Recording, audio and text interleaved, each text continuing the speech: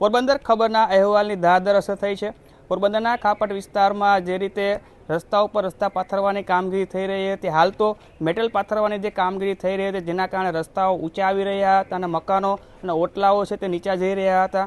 ચોમાસાની સિઝનમાં ખાપટમાં વરસાદી પાણી ભરાવાની સમસ્યાઓ હોય છે, પરંતુ જે રીતે આ મેટલ પાથરવાની કામગીરી થઈ રહી છે તેમાં લોકોનો આક્રોશ પણ જોવા મળ્યો હતો। પોરબંદર ખબર દ્વારા સતત 2 દિવસથી અહેવાલો પણ પ્રસારિત કરવામાં આવ્યા હતા। આ અહેવાલને પગલે પોરબંદર મહાનગરપાલિકાના અધિકારીઓ છે તે હરકતમાં આવ્યા છે। હાલ આપણે પોરબંદરના ખાપટના જે મુખ્ય રસ્તો કહેવાય છે, રામદેવપીર નજીક મંદિર નજીકનો વિસ્તાર છે, જ્યાં જે મેટલ પાથરી હતી તેને ફરી જેસીબીની મદદથી ઉપાડવાની કામગીરી થઈ રહી છે।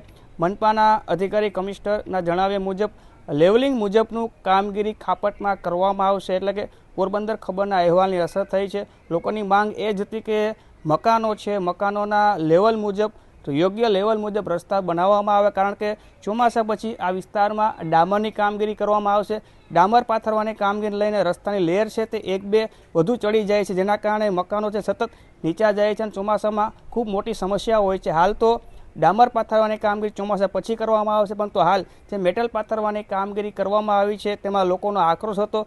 લોકોની રજૂઆતને ધ્યાને રાખી હવે આ મેટલ પાથરવાની કામગીરી છે તે ઉપાડવાની કામગીરી કરવામાં આવી છે।